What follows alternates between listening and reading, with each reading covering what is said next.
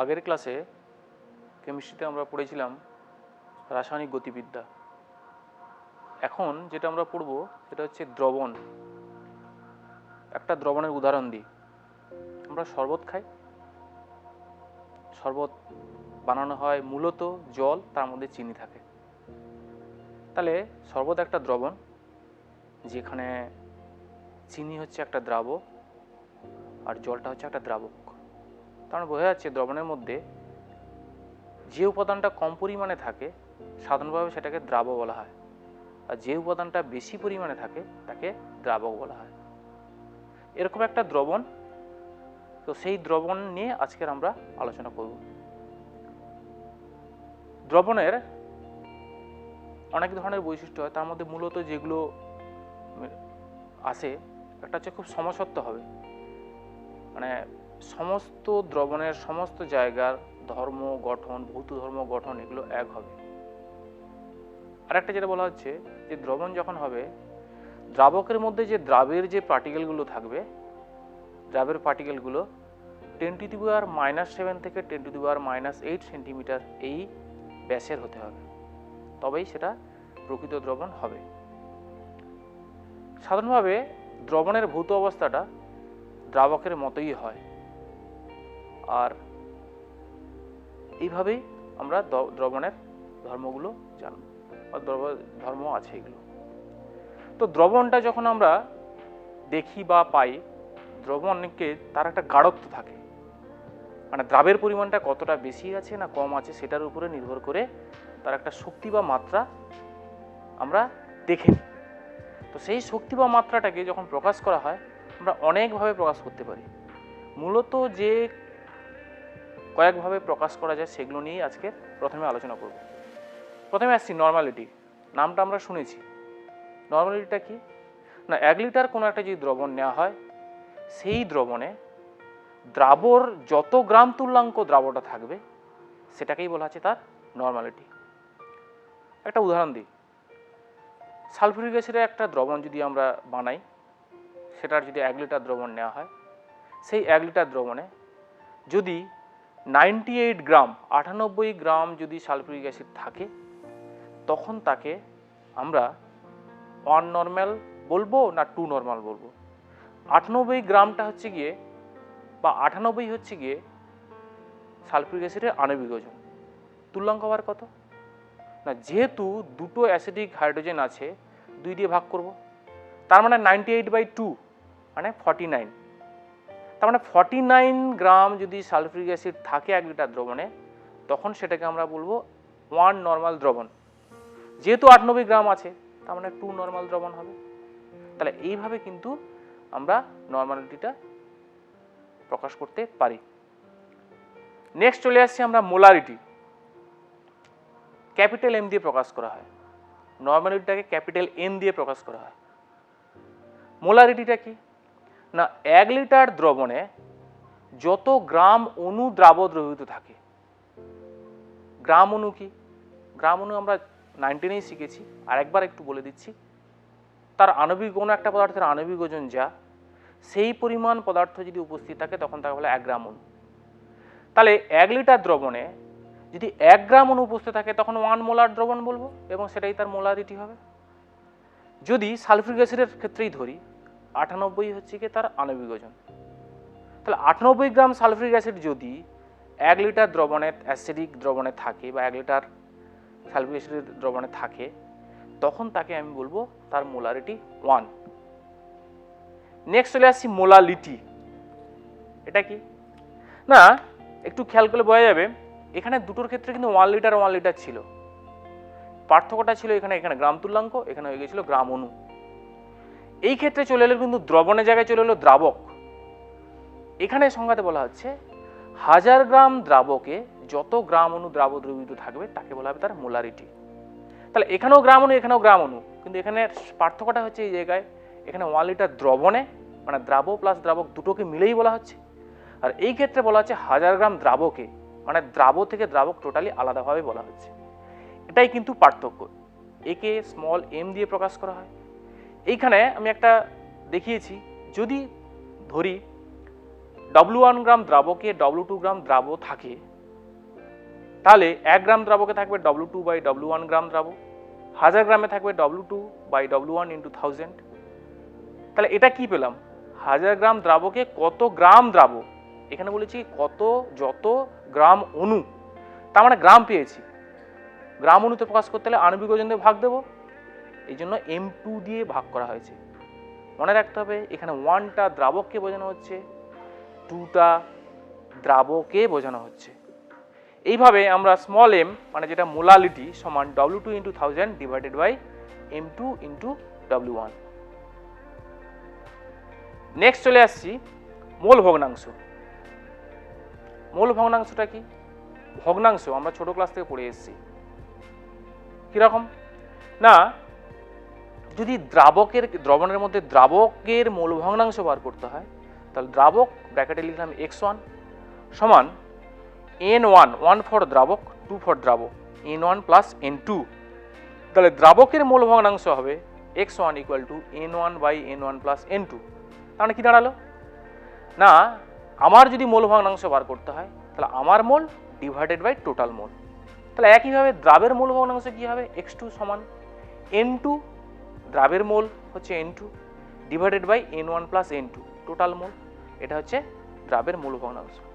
আরেকটা জিনিস ব্যবহার করা হয় পার্টস পার মিলিয়ন, আমরা দূষণের ক্ষেত্রে আমরা শুনে থাকি যে 10 লক্ষ ভাগ ওজনে বা আয়তনে যত ভাগ ওজনের দ্রবীভূত থাকে তাকে বলা আছে তার ppm। তো আমরা এইভাবে কিন্তু আমরা একটা দ্রবণের শক্তি বা মাত্রাকে প্রকাশ করতে পারি। এরপরে আমরা যেটা জানবো তরলের বাষ্পচাপ।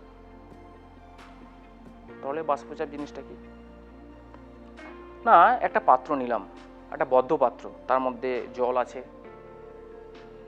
দেখা যাবে বদ্ধ পাত্রে কিছুক্ষণ পরে তরলের ভেতর থেকে তরলের অণুগুলো বাষ্পীভূত হয়ে উপরে যে ফাঁকা জায়গাটায় জমে যায়, তরলের বাষ্প ওটা।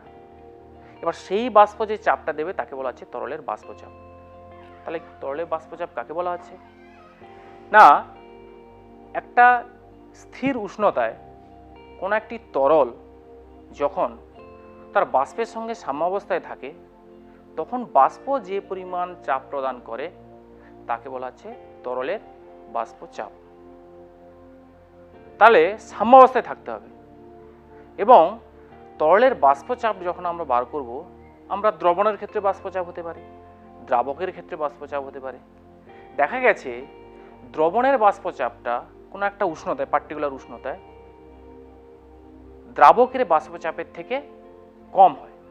কেন কম হয় না, কোনো একটা দ্রবণ যখন হয় সেখানটায় সাধারণভাবে আমরা যে সমস্ত দ্রবণ বুঝি সেক্ষেত্রে দ্রাবকটা উদ্বায়ী, দ্রাবকটা অনুদ্বায়ী।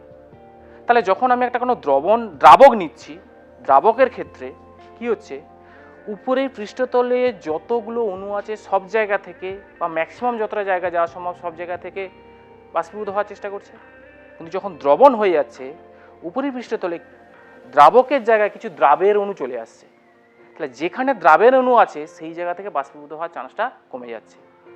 যে কারণে দেখা গেছে স্থির উষ্ণতায় বা কোনো একটা পার্টিকুলার উষ্ণতায় দ্রবণের বাষ্পচাপটা বিশুদ্ধ দ্রাবকের বাষ্পচাপ অপেক্ষা কম হয়। তাহলে এটা আমরা জানলাম তরলের বাষ্পচাপ। তো এই তরলের বাষ্পচাপ তাহলে কার ক্ষেত্রে বেশি হলো? দ্রাবকের ক্ষেত্রে বেশি হলো, দ্রবণের ক্ষেত্রে কম হলো। তো সেই বাষ্পচাপের উপরে নির্ভর করে আমরা একটা সূত্র জানবো, সেটা হচ্ছে রাউলসের সূত্র।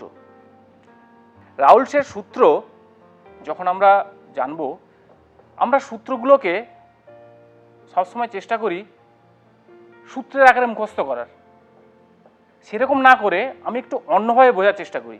আমার মনে হয় সেক্ষেত্রে ভুল হওয়ার চান্সটাও অনেকটা কমে যাবে।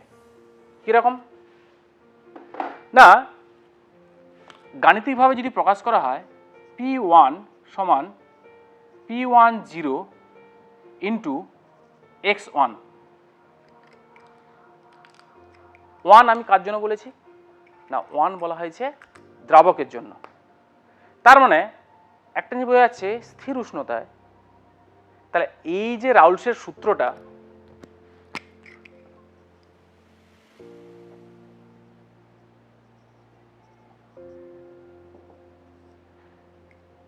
কি বোঝা যাচ্ছে না, P1 মানে দ্রাবকের বাষ্পচাপ, দ্রবণের বাষ্পচাপ সমান P1 জিরো, জিরো মানে এটা বোঝা যাচ্ছে যেখানে শুধুমাত্র বিশুদ্ধ দ্রাবক আছে। তার মানে বিশুদ্ধ দ্রাবকের বাষ্পচাপ ইন্টু x1 মানে কি না, আমরা দেখেছি x মানে হচ্ছে মৌল ভগ্নাংশ, 1 হচ্ছে দ্রাবক, তার মানে দ্রাবকের মৌল ভগ্নাংশটাকে বলা হচ্ছে। তার মানে রাউলসের সূত্রটা কি দাঁড়ালো না, আলটিমেটলি যেটা দাঁড়াচ্ছে সেটা হচ্ছে দ্রবণের বাষ্পচাপ সমান বিশুদ্ধ দ্রাবকের বাষ্পচাপ গুণিতক দ্রাবকের মৌল ভগ্নাংশ। এটা হচ্ছে আলটিমেট কথা। তাহলে আমি ফর্মুলাটা যদি মনে রাখতে পারি, তার মানে কিন্তু আমি সূত্রটা সহজভাবে বলতে পারবো। শুধু দুটো জিনিস মাথায় রাখতে হবে, এক না এই ক্ষেত্রে স্থির উষ্ণতায় বা কোনো একটা পার্টিকুলার উষ্ণতায় কথাটা বলতে হবে, আর একটা জিনিস মাথায় রাখতে হবে রাউলসের সূত্রটা বা এরপরে যতগুলো আমরা করব মোটামুটি জানতে হবে তোমাকে যে দ্রাবটা কিন্তু অনুদ্বায়ী অতড়িৎ বিশ্লেষ্য কঠিন দ্রাবের লঘু দ্রবণ হতে হবে। তাহলে আমরা এই ক্ষেত্রে জাস্ট যে এটাই আছে এটাই বলে দেবো, আগে একটা কথা বা পরে একটা কথা অ্যাড করে দেবো, স্থির উষ্ণতায় কোনো একটি অনুদ্বায়ী অতড়িৎ বিশ্লেষ্য কঠিন দ্রাবের লঘু দ্রবণের বাষ্পচাপ ওই উষ্ণতায় বিশুদ্ধ দ্রাবকের বাষ্পচাপ ইন্টু বিশুদ্ধ দ্রাবকের বাষ্পচাপ ইন্টু দ্রাবকের মূল ভগ্নাংশ। এটাই হচ্ছে রাউলসের সূত্র। রাউলসের সূত্রে আমরা গাণিতিকভাবে যদি প্রকাশ করি P1 equal to P1 zero into x1 দেখলাম। এক্ষেত্রে আমরা একটা লেখচিত্র করছি কি, এটা হচ্ছে ভেপার প্রেশার, তরলের বাষ্পচাপ। সেই বাষ্পচাপের একটা কার্ভ আঁকা হয়েছে, এদিকটা লেখা হয়েছে মূল ভগ্নাংশ, এদিকটা হচ্ছে বাষ্পচাপ। এখানে x1 1 ফর দ্রাবক, তার মানে x1 ইকুয়াল টু জিরো, মানে দ্রাবক যেখানে জিরো সেক্ষেত্রে বাষ্পচাপটাও জিরো হয়ে যাচ্ছে। x1 সমান ধীরে ধীরে বাড়ছে, কারণ দ্রাবকের পরিমাণ বাড়ছে। যখন দ্রাবকটা পুরোটাই দ্রাবক 1 আর কোনো মানে দ্রাব নেই, সেক্ষেত্রে বাষ্পচাপটা P1 জিরো। তার মানে এটা হচ্ছে ম্যাক্সিমাম, আর এই মাঝের অংশটা হচ্ছে কি না, যত মূল ভগ্নাংশ বাড়বে দ্রাবকের তত বাষ্পচাপটা বাড়তে থাকবে। একই কার্ভ এখানেও একটা নেওয়া হয়েছে।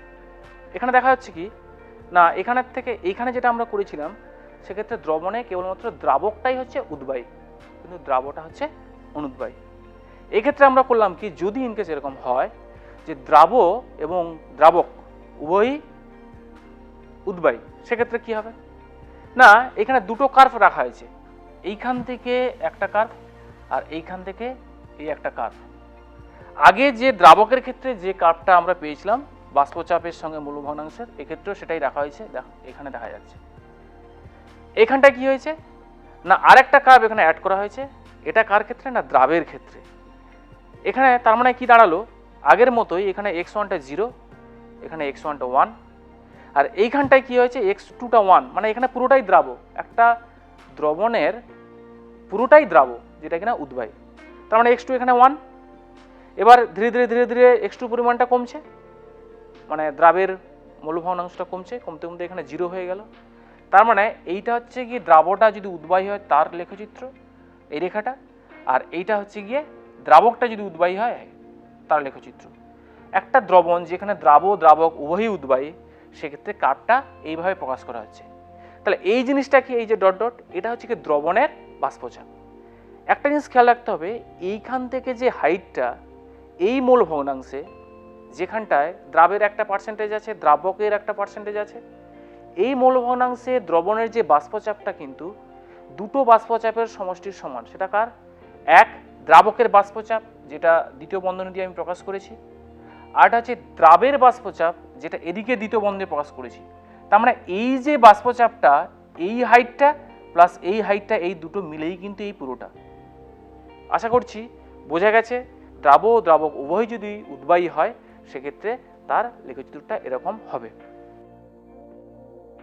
এখানে আরেকটা কার্ভ আমরা আঁকলাম একইভাবে আগে যেটা করেছি সেরকমভাবেই। এক্ষেত্রে x1 ইকুয়াল টু জিরো, মানে দ্রাবকের মূল ভগ্নাংশটা 0, এখানটায় x1 ইকুয়াল টু 1, এখানে x2 ইকুয়াল টু 1, এখানটায় x2 ইকুয়াল টু 0। আগের কার্ভের সঙ্গে একটা পার্থক্য আছে। পার্থক্যটা কি না, আগে স্ট্রেট লাইন সব পেয়েছিলাম, এক্ষেত্রে দেখা হলো স্ট্রেট লাইনটা ডট ডট দিয়েছি, আর অ্যাকচুয়ালি যেটা পেয়েছি পরীক্ষার লব্ধভাবে সেটা আমি জাস্ট রেখা দিয়ে টেনেছি। তাহলে অ্যাকচুয়াল লেখচিত্রটা কিন্তু এইটা এইটা এইটা এইটা দ্রবণের ক্ষেত্রে, এটা হচ্ছে দ্রবণ, এটা হচ্ছে দ্রাবক, আর এটা হচ্ছে দ্রাবক। এক্ষেত্রে দ্রাবক উভয়ই উদ্বায়ী। তাহলে স্ট্রেট লাইনের জায়গায় এইভাবে হলো কেন না, আমরা রাউলসের সূত্র থেকে কোনো একটা যখন দ্রবণ করছি যেখানে দ্রাবক উভয়ই উদ্বায়ী, সেক্ষেত্রে আমরা এক্সপেক্ট করছি কি স্ট্রেট লাইনটা এইভাবে হবে, রাউলসের সূত্র গাণিতিকভাবে এটা আমরা এক্সপেক্ট করছি। বাট প্র্যাকটিক্যালি দেখা যায় যে এই লাইনটা স্ট্রেট লাইন না হয়ে হয় একটু উপর দিকে থাকে বা নিচের দিকে থাকে। সেটা কারণটা কি না, কারণটা একটু বলি। যদি দেখা যায় যে একটা দ্রবণ যেখানে এবং দ্রাবক উভয়ই আছে, তাদের মধ্যে কোনো একটা আকর্ষণ বল থাকে, তখন শুধুমাত্র দ্রাবক থাকলে যেটা হতো, উবে যেত, আকর্ষণ বল যদি বেশি থাকে, মানে দ্রাবকের মধ্যে যদি আন্তঃআণবিক আকর্ষণ বলটা কাজ করে, সেই ক্ষেত্রে কী হয়, উদ্বায়ী হওয়ার চান্সটা কমে যায়। তাহলে যখন উদ্বায়ী হওয়ার চান্সটা কমে যাবে তখন কোনো একটা নির্দিষ্ট উষ্ণতায় তাহলে কী হবে, তার বাষ্পচাপটা কম হবে। বাষ্পচাপ কম হলে সেই ক্ষেত্রে কার্ভটা নিচের দিকে হয়ে যায়, আর বাষ্পচাপটা যেখানে বেশি হয় তার মানে কার্ভটা উপর দিকে হয়ে যাবে। তার মানে যা আমি এক্সপেক্ট করেছি তার থেকে বেশি বাষ্পচাপ হবে, ওই জন্য এই ক্ষেত্রে কার্ভগুলো উপরের দিকে হয়ে গেছে। যখন উপরের দিকে যাবে তখন সেটাকে আমরা বলবো পজিটিভ ডেভিয়েশন। এরকম একটা উদাহরণ দিচ্ছি, যেমন জল আর ইথাইল অ্যালকোহল বা জল মিথাইল অ্যালকোহল যদি মেশানো হয়, সেই ক্ষেত্রে কি হবে না, যদি আমরা লেখচিত্র আঁকি সেক্ষেত্রে আমরা পজিটিভ ডেভিয়েশন বা ধনাত্মক বিচ্যুতি আমরা দেখতে পাবো। আবার যদি দেখা যায় তাদের আকর্ষণ বলটা কম হয়, আকর্ষণ বলটা যদি বাড়ে তাহলে কি হবে না, আকর্ষণ বলটা যদি বাড়ে উদ্বায়ী হওয়ার চান্সটা কমে যাবে, বাষ্পচাপ কম হবে, সেক্ষেত্রে নেগেটিভ ডেভিয়েশন। আর যদি আকর্ষণ বলটা কম হয় সেই ক্ষেত্রে কি হবে না, সেই ক্ষেত্রে বেশি উদ্বায়ী হবে, তখন সেটা হবে পজিটিভ ডেভিয়েশন। যেমন পজিটিভ ডেভিয়েশন বললাম ইথাইল অ্যালকোহল জল, নেগেটিভ ডেভিয়েশন যেমন ক্লোরোফর্ম অ্যাসিটোন যদি মেশানো হয় সেক্ষেত্রে negative deviation. Positive negative depend করছে যে যেই দুটোকে মেশাচ্ছি তাদের মধ্যে আকর্ষণ বলটা বাড়ছে না কমছে। বাড়লে কম উদ্বায়ী হবে, কম যাবে, বাষ্পচাপ কম হবে, আর যদি বেশি হয় তাহলে বাষ্পচাপটা কমে যাবে। তো নেক্সট চলে আসছি আমরা, এই রাউলসের সূত্র একটা দ্রবণের ক্ষেত্রে প্রযোজ্য। তাহলে দ্রবণটা যদি রাউলসের সূত্র মেনে চলে আর ডেল এইচ মিক্সিং যদি 0 হয় আর ডেল ভি মিক্সিং যদি 0 হয়, সেক্ষেত্রে আমরা সেই দ্রবণটিকে আদর্শ দ্রবণ বলতে পারি। এইটা নাহলে বুঝেছি, বাট এই দুটো তো বুঝিনি। এই দুটো কি না, দ্রাবক যখন মেশাচ্ছি যদি এনথালপির কোনো পরিবর্তন না হয়, মানে কোনো তাপ উৎপন্ন হবে না, গ্রহণ হবে না, সেক্ষেত্রে এটাকে ডেল এইচ মিক্সিং সমান 0 হবে।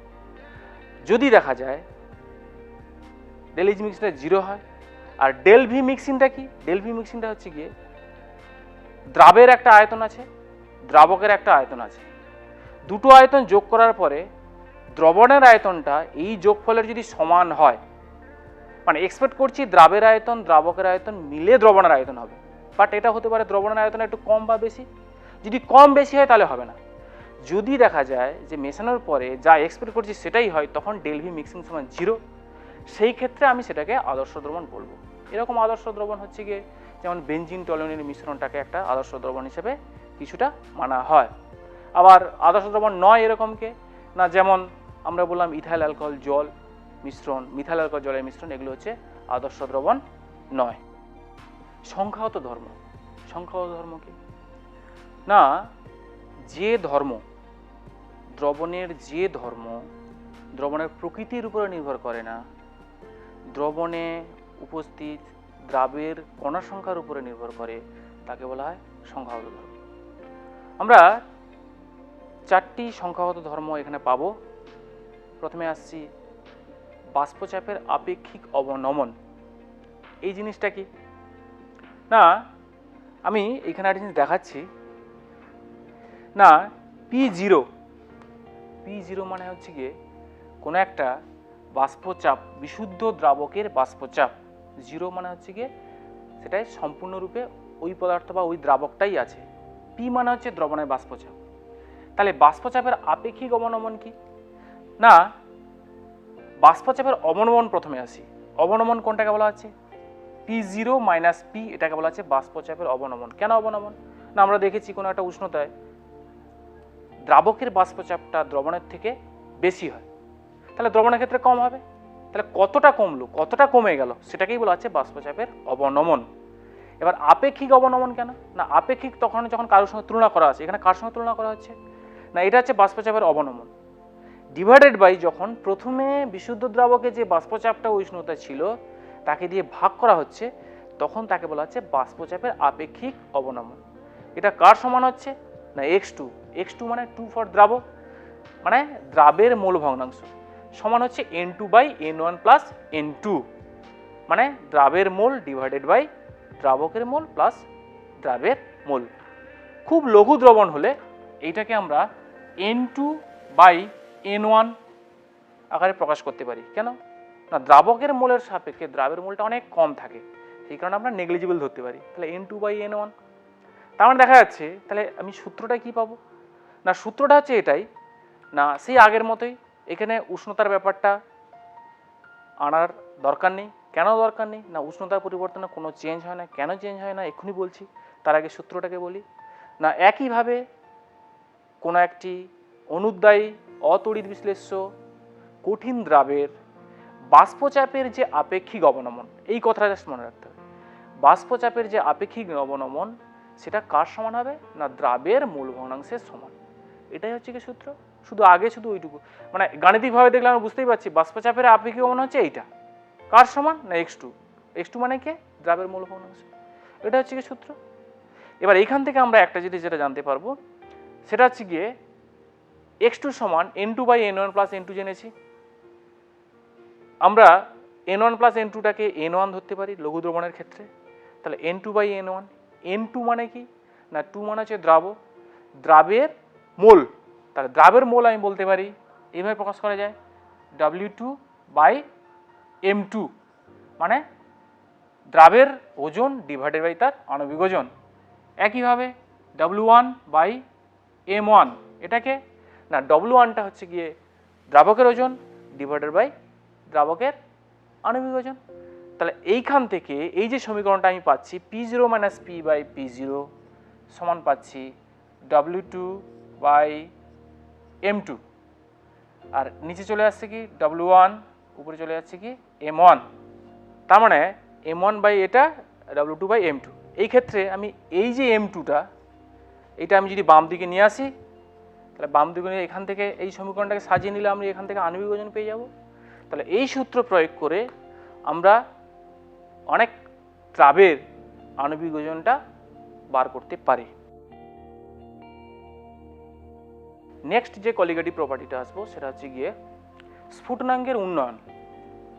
গাণিতিকভাবে যদি প্রকাশ করি কি দাঁড়াচ্ছে, del TB equal to KB into M, যেখানে এমটা হচ্ছে কি W2 by M2 into W1 into 1000। আমরা এম আগে পড়েছি, W1 গ্রামে W2 থাকলে 1000 গ্রামে কত থাকবে, W2 বাই W1 ইন্টু 1000 আণবিক ওজনে ভাগ করেছি, সেটা হচ্ছে গিয়ে মোলালিটি। তার মানে এইটা কি ডেল টিবিটা কি না, ডেল টিবি হচ্ছে গিয়ে ডেল টিবি সমান হচ্ছে গিয়ে টি ড্যাশ বি মাইনাস টিবি। কি জিনিসটা না, আমি দেখলাম দ্রবণের বাষ্পচাপটা বিশুদ্ধ দ্রাবকের বাষ্পচাপের থেকে কম হয়। তার মানে কোনো একটা উষ্ণতায় যদি দ্রবণের বাষ্পচাপটা দ্রাবকের থেকে কম হয়, তার মানে দ্রবণ যখন দ্রাবক সে যে তাপমাত্রায় ফুটবে বা তার যে স্ফুটনাঙ্ক হবে, দ্রবণের ক্ষেত্রে তার বেশি তাপমাত্রায় ফুটবে। কারণ আমরা জানি কোনো একটা তরল তখনই ফোটা শুরু করে যখন সেই তরলের যে বাষ্পচাপ বাইরের বায়ুমণ্ডলের চাপের সমান বা তার বেশি হয়। তার মানে যদি 100 ডিগ্রি তাপমাত্রায় বিশুদ্ধ জল যদি ফোটা শুরু করে, যখন আমি তাতে লবণ দিয়ে দিলাম, তাহলে সেক্ষেত্রে কী হলো, 100 ডিগ্রি তাপমাত্রা তার যে বাষ্পচাপটা হওয়ার কথা ছিল, লবণ দেওয়ার পর বাষ্পচাপটা কমে গেল। তার মানে লবণ দেওয়ার ফলে ফুটতে গেলে তার মানে সেই বাষ্প বাইরের বায়ুমণ্ডলের চাপের সমান হচ্ছে না। তাহলে হতে গেলে কি করতে হবে, আরও বেশি তাপমাত্রায় তাকে উঠতে হবে। ওঠার পরেই যখন বাষ্পচাপের সমান বা তার বেশি হবে, তখন সেই দ্রবণটা ফোটা শুরু করবে। যে কারণে কি হয়, বিশুদ্ধ দ্রাবকের থেকে দ্রবণের স্ফুটনাঙ্ক বেশি হয়। যেমন আমরা এমনিভাবেও অনেক সময় দেখেছি যে আমরা বাড়িতে যখন মায়েরা কোনো একটা ডিম সেদ্ধ করে, দেখবে অল্প লবণ দিয়ে দেয়। কেন লবণ দিয়ে দেয়? আমরা ভাবি এমনি হয়তো দেয়, এমনি নয়। ব্যাপারটা যেরকম, জলের ডিমটা ফোটালে যে তাপমাত্রায় ফুটবে, যখন তাতে লবণ দিয়ে দেবে তখন কি হবে, তার 100 ডিগ্রির জায়গায় সেটা 120 ডিগ্রিতে ফোটা শুরু করবে, ধরছি আমি। তাহলে 120 ডিগ্রিতে ডিমটা তাড়াতাড়ি সেদ্ধ হবে না 100 ডিগ্রিতে বেশি সেন্টিগ্রেডে বেশি সিদ্ধ হবে? নিশ্চয়ই 120 ডিগ্রি সেন্টিগ্রেডে বেশি সিদ্ধ হবে। যে কারণে কিন্তু ওই ডিম সেদ্ধ করার সময় আমরা অনেক সময় কি হয়, মায়েরা অনেক সময় অল্প লবণ দিয়ে দেয়। তার মানে একটা জিনিস বোঝা গেল যে দ্রবণের স্ফুটনাঙ্ক বিশুদ্ধ দ্রাবক অপেক্ষা বেশি হয়। ডেল টিবিটা হচ্ছে এটাই, স্ফুটনাঙ্কের উন্নয়ন, মানে কতটা বেশি হলো স্ফুটনাঙ্কটা। কীরকম? ডেল টিবি সমান T dash B minus TB. T temperature, B for boiling, স্ফুটনাঙ্ক কার? টিবি হচ্ছে গিয়ে বিশুদ্ধ দ্রাবকের, টি ড্যাশ বি কি? দ্রবণের। তার মানে ডেল টিবিটা কি? টি ড্যাশ বি মাইনাস টিবি। তাহলে এইটাই হচ্ছে কি সমীকরণ। তার মানে এইখান থেকে আমি বলতে পারি কি না, ডেল টিবি সমান প্রপোর্শনাল টু এম। তার মানে এইটাকেই আমি স্ফুটনাঙ্কের উন্নয়নের রাউলসের সূত্র। তাহলে সূত্রটা কি না, এটাই বলতে হবে যে কোনো একটা অনুদ্বায়ী অতড়িৎ বিশ্লেষ্য কঠিন দ্রাবের লঘু দ্রবণের স্ফুটনাঙ্কের যে উন্নয়ন তার মোলাল গাঢ়ত্বের সমানুপাতিক। মাইন্ড, এটা খেয়াল রাখবে, মোলার গাঢ়ত্ব নয়, মোলাল গাঢ়ত্ব, স্মল এম, তার সমানুপাতিক। এটাই হচ্ছে কি স্ফুটনাঙ্কের উন্নয়ন। তাহলে এই ক্ষেত্রে তার মানে আমি এটা পাচ্ছি কি ডেল টিবি সমানুপাতিক এম।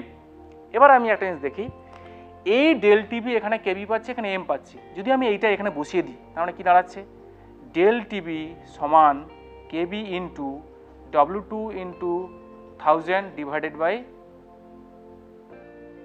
M2 into W1। M2টা আমি এখানে নিয়ে চলে এলাম, তার মানে M2 হয়ে যাচ্ছে কি KB into W2 into 1000 divided by কি ডেল টিবি, এটা নিচে চলে আসছে W1। তার মানে এই ক্ষেত্রে আমরা আণবিক ওজন কিন্তু দ্রাবের বার করতে পারবো এই ফর্মুলার সাহায্যে। M2 সমান KB into W2 into 1000 divided by del TB into W1।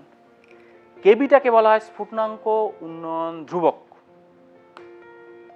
কেবির যদি আমি এককটা বার করতে চাই তাহলে কি হবে না, আমরা জানি মোলালিটির এককটা হচ্ছে গিয়ে মোল পার কেজি। তাহলে কেবির একক কি হবে না, কেবি সমান এক্ষেত্রে বলতে পারি del TB by small M. তার মানে ডেল টিবির জায়গায় কি বসবো, কেলভিন, আর এম এর জায়গায় কি বসবো, মোল পার কেজি, করলেই হয়ে যাবে আমার কেবির একক। এবার কেবিটাকে যদি সংজ্ঞা আকারে বলতে হয়, কেবিটা কি বা স্ফুটনাঙ্ক ধ্রুবকটা কি, কিছুই না, জাস্ট এইটা 1 হলে ডেল টিবি সমান কেবি। তার মানে হয়ে যাচ্ছে এইটা 1 কখন হবে না, যদি 1000 গ্রাম দ্রাবকে 1 গ্রাম অণু দ্রাব ওই অনুদ্বায়ী অতড়িৎ বিশ্লেষ্য কঠিন দ্রাব দ্রবীভূত থাকে, তখন এমটা 1 হবে। তখন যে স্ফুটনাঙ্কের উন্নয়ন হবে তাকেই বলা হবে স্ফুটনাঙ্ক উন্নয়ন ধ্রুবক। আমরা স্ফুটনাঙ্কের উন্নয়ন পড়লাম, ডেল টিবি সমান কেবি ইন্টু এম। এক্ষেত্রে একটা লেখচিত্র দেখা যাচ্ছে, এখানটা আছে ভেপার প্রেশার, বাষ্পচাপ, এদিকটা টেম্পারেচার। এখানে দুটো রেখা আছে, একটা আছে দ্রাবক, এখানে দ্রবণ। এটা হচ্ছে টিবি মানে হচ্ছে গিয়ে বিশুদ্ধ দ্রাবকের বাষ্পচাপ, আর এটা হচ্ছে স্ফুটনাঙ্ক, আর এটা হচ্ছে দ্রবণের স্ফুটনাঙ্ক। এখানটায় দুটো কাপ থেকে যেটা একটা কনফিউশন হতে পারে যে দ্রাবক আর দ্রবণ, কোনটা দ্রাবক কোনটা দ্রবণ, এটা অনেক সময় গুলিয়ে যায়। কীভাবে মনে রাখা যেতে পারে না, এই কোনো একটা টেম্পারেচার ধরলাম, এই টেম্পারেচার টিবি, এই টেম্পারেচারে এখানে এখানে ছেদ করছে আর এটা এখানে ছেদ করছে, যেহেতু এইটা কম এটা বেশি, তাহলে এই পার্টিকুলার টেম্পারেচার দ্রবণ আর দ্রাবক কার বাষ্পচাপ বেশি হবে? নিশ্চয়ই বিশুদ্ধ দ্রাবকের বাষ্পচাপ বেশি হবে। তার মানে উপরে কি হবে? দ্রাবক, আর এখানে হবে দ্রবণ। তাহলে এইভাবে আমাদের কনফিউশনটা দূর হতে পারে। তার মানে এবার কি হচ্ছে না, দ্রাবকটা যখন উষ্ণতা বৃদ্ধি করছি তখন কি হচ্ছে, এখান থেকে ধীরে ধীরে কার্ভটা যাচ্ছে। এখানে যদি আমি একটা নামকরণ করে দিই, এখানটা এ, এটা বি দিয়ে দিলাম, এটা সি, এটা ডি। তাহলে এ থেকে বিশুদ্ধ দ্রাবকের ক্ষেত্রে উষ্ণতা বাড়ার সঙ্গে সঙ্গে বাষ্পচাপটা বাড়তে বাড়তে বাড়তে বাড়তে এই জায়গা পয়েন্টে গিয়ে, মানে এটাকে যদি ই আর এটাকে যদি এফ দিই, তাহলে ই পয়েন্টে গিয়ে কি হচ্ছে না, বাইরে বায়ুমণ্ডলের চাপের সমান হচ্ছে, যেখানে স্ফুটনটা শুরু হচ্ছে, সেই জন্য এটা হচ্ছে বিশুদ্ধ দ্রাবকের স্ফুটনাঙ্ক। এবার কি হচ্ছে এইটার ক্ষেত্রে কি হচ্ছে না, সি থেকে শুরু করা হচ্ছে দ্রবণের ক্ষেত্রে, না এই টিবি টেম্পারেচারে গিয়ে এই ক্ষেত্রে বাষ্পচাপটা না, দ্রবণের বাষ্পচাপটা বাইরের বায়ুমণ্ডলের চাপের সমান হতে পারছে না, যে কারণে স্ফুটন শুরু হয়নি। কিন্তু আরও বেশি তাপমাত্রা যখন বাড়ছে, বাষ্পচাপটা বাড়ছে, বাড়তে বাড়তে এই এফে গিয়ে কি হচ্ছে না, বাইরে বায়ুমণ্ডলের চাপের সমান হচ্ছে, তখন কিন্তু স্ফুটনটা শুরু হচ্ছে। এই ক্ষেত্রে মনে রাখতে হবে ডেল টিবিটা টি ড্যাশ বি মাইনাস টিবি বেশি, এখানে বড়কে দ্রবণের যেহেতু স্ফুটনাঙ্কটা বেশি হয়, ওই কারণে দ্রবণের স্ফুটনাঙ্ক থেকে দ্রাবকের স্ফুটনাঙ্কটা মাইনাস করলে এটা হবে ডেল টিবি। থার্ড যে সংখ্যাত ধর্মটা আসছি সেটা হচ্ছে কি হিমাঙ্কের অবনমন। স্ফুটনাঙ্কের ক্ষেত্রে যেরকম উন্নয়ন হয়েছিল, মানে স্ফুটনাঙ্ক বেড়ে গেছিল দ্রবণের ক্ষেত্রে, হিমাঙ্কের ক্ষেত্রে কমে যাবে। মানে আমরা হিমমিশ্রের জানি যে জল যে 0 ডিগ্রি সেন্টিগ্রেড তাপমাত্রায় জমে, বরফ হয়, যদি তাতে সামান্য পরিমাণ লবণ দিয়ে দেওয়া হয়, দেখা যাচ্ছে তার হিমকটা অনেক কমে যায়। যে কারণে যখন মাছকে কোথাও স্টোর করা হয় বা নিয়ে যাওয়া হয়, মাছের সঙ্গে বরফের উপরে কিছুটা লবণ ছড়িয়ে দেওয়া হয়, যাতে বেশি তাপমাত্রায় সেই মাছটা আরও ভালো থাকতে পারে। তো আগের মতোই সমীকরণ থেকেই আমি কিন্তু এই সূত্রটা বলতে পারি, ডেল টিএফ সমান কেএফ ইন্টু এম, বা বলতে পারি ডেল টিএফ সমানুপাতিক এম। তাহলে সূত্রটা কী দাঁড়াচ্ছে না, একইভাবেই কোনো একটা অনুদ্বয়ী অতড়িৎ বিশ্লেষ্য কঠিন দ্রাবের লঘু দ্রবণের হিমাঙ্কের যে অবনমন হবে সেটি না দ্রবণে উপস্থিত দ্রাবের মোলালিটির সমানুপাতিক। এটাই হচ্ছে সূত্র, আর কিছুই নেই। আগের মতোই এই ক্ষেত্রে ডেল টিএফটা টিএফ মাইনাস টি ড্যাশ এফ। এখানে একটা জিনিস খেয়াল করতে হবে, আগেরটা হয়েছিল টি ড্যাশ বি মাইনাস টিবি, এই ক্ষেত্রে টিএফ মাইনাস টি ড্যাশ এফ হলো। কারণটা হচ্ছে এটাই যে আগের ক্ষেত্রে কি হয়েছিল, স্ফুটনাঙ্কের উন্নয়ন হয়েছিল, মানে দ্রবণের ক্ষেত্রে বেশি, তাহলে বেশি থেকে কম মাইনাস করতে হয়েছিল বলে টি ড্যাশ বি মাইনাস টিবি হয়েছিল। এই ক্ষেত্রে যেহেতু হিমাঙ্কের অবনমন হচ্ছে, মানে দ্রবণের হিমাঙ্কটা কমে যাচ্ছে, তাহলে বড়টাকে না বিশুদ্ধ দ্রাবকের ক্ষেত্রে, ওই জন্য বিশুদ্ধ দ্রাবকের হিমাঙ্ক থেকে দ্রবণের হিমাঙ্কটা বিয়োগ করা হয়েছে। আগের মতোই ডেল টিএফ সমান কেএফ ইন্টু এম এর জায়গায় এটা বসিয়ে দিলে এম টুর মানটা এটাই পাবো। এখান থেকে আমি দ্রাবের আণবিক ওজনটা বার করতে পারবো। এখানে একটা লেখচিত্র আছে, একইভাবেই এদিকটায় ভেপার প্রেসার, এরকমভাবে এখানে নাম দিয়ে দিলাম এ বি সি, এটাকে ডি দিয়ে দিলাম, ই, এটা হচ্ছে টেম্পারেচার, এটা ভেপার প্রেসার। তাহলে কি হচ্ছে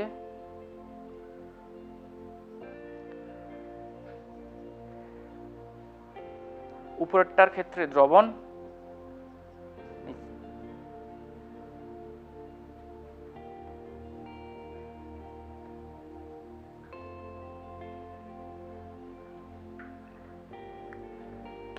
আচ্ছা কি দাঁড়ালো না, এই ক্ষেত্রে দ্রবণের ক্ষেত্রে এটা কি হলো টি ড্যাশ এফ, এটা হচ্ছে টিএফ। তাহলে কি দাঁড়ালো না, আগের মতো এদিকটা ভেপার প্রেসার, এদিকটা টেম্পারেচার, এটা হচ্ছে দ্রাবকের এ বি সি। বিশুদ্ধ দ্রাবকের বাষ্পটা এইভাবে যেহেতু বেশি হয়, তার মানে বেশি হবে, এখান থেকে কমতে কমতে কমতে এইখানে হিমাঙ্কটা শুরু হচ্ছে, এই কারণে এটা হচ্ছে কি টিএফ। আর দ্রবণের ক্ষেত্রে কি হচ্ছে না, এইভাবে কমতে কমতে বাষ্পচাপটা এইভাবে কমতে কমতে কমতে কমতে যখন এই জায়গায় আসছে তখন হিমাঙ্কটা শুরু হচ্ছে, এটা হবে টি ড্যাশ এফ। তো আগের মতোই কার্ভটা, এই ক্ষেত্রে শুধু ডিফারেন্সটা এই জায়গায় হচ্ছে টিএফ মাইনাস টি ড্যাশ এফ, এটাই হচ্ছে গিয়ে ডেল টিএফ বা হিমাঙ্কের অবনমন। লাস্ট যে সংখ্যাগত ধর্মটা আসবো সেটা হচ্ছে কি পাই সমান সি ইন্টু আর ইন্টু টি। পাইটা কি না অভিস্রবণ চাপ, সিটা কি মোলার গাঢ়ত্ব দ্রবণের, আরটা হচ্ছে গিয়ে সার্বজনীন গ্যাস ধ্রুবক, টিটা হচ্ছে গিয়ে অ্যাবসলিউট টেম্পারেচার বা উষ্ণতা। তো অভিস্রবণ আমরা জানি, যদি একটা দ্রবণকে একটা অর্ধবৈধ পর্দা দ্বারা দ্রাবকের সঙ্গে পৃথক করে রাখা হয় তখন বিশুদ্ধ দ্রাবকের দিক থেকে দ্রাবকের অণুগুলোর একটা ফ্লো হয়, সেই ফ্লোটাকে প্রতিরোধ করার জন্য দ্রবণের দিক থেকে যে ন্যূনতম চাপটা লাগে সেটাকেই বলা হচ্ছে তার অভিস্রবণ চাপ। তাহলে এই ক্ষেত্রে এই ইকুয়েশন থেকে আমি বলতে পারি পাই সমানুপাতিক সি যখন কিনা টিটা কনস্ট্যান্ট, অর্থাৎ কোনো একটা দ্রবণের যখন উষ্ণতাটা স্থির থাকবে সেই ক্ষেত্রে তার যে অসমোটিক প্রেসার বা অভিস্রবণ চাপটা না পাই সমানুপাতিক সি, তার মানে কোনো একটা আগের মতোই অনুদ্বায়ী অতড়িৎ বিশ্লেষ্য কঠিন দ্রাবের লঘু দ্রবণের অভিস্রবণ চাপটা তার মোলার গাঢ়ত্বের সমানুপাতিক যখন কিনা উষ্ণতাটা স্থির। একইভাবে বলতে পারি পাই সমানুপাতিক টি যখন কিনা সিটা কনস্ট্যান্ট, মানে গাঢ়ত্বটা ফিক্সড, মানে দুটো ভিন্ন দ্রবণ নিলাম, দুটো দ্রবণের গাঢ়ত্বটা সেম আছে। এবার সেই ক্ষেত্রে কি হবে না যখন উষ্ণতাটা বাড়ানো হবে অভিস্রবণ চাপটা বাড়বে, উষ্ণতা কমালে অভিস্রবণ চাপটা কমবে।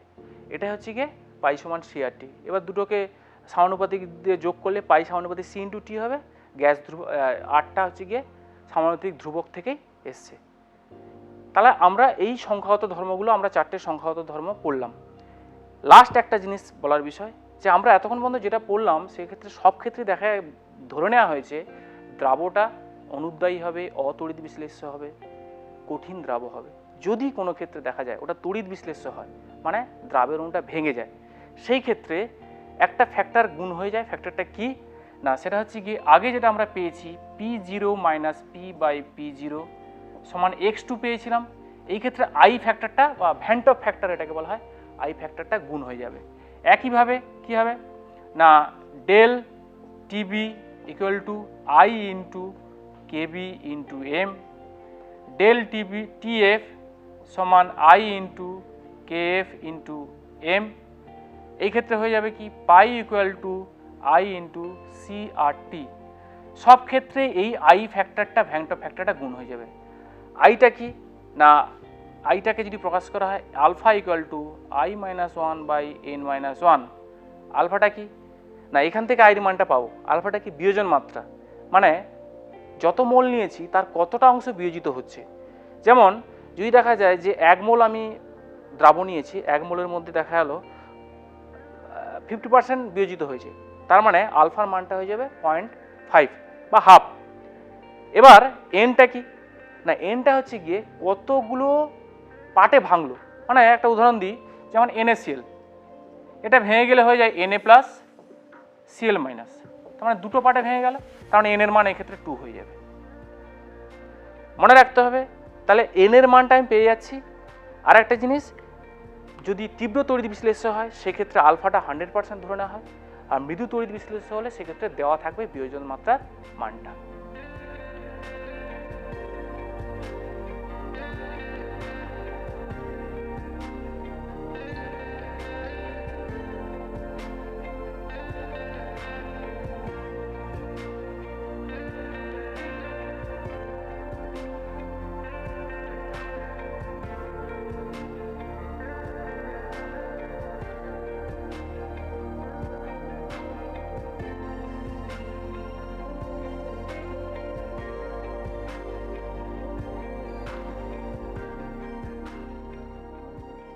জানি এইভাবে সম্পূর্ণরূপে সাহায্য করা সম্ভব হয় না, তাও আমাদের দিক থেকে এইভাবে অনলাইনের মাধ্যমে যতটা সাহায্য করার আমরা করছি।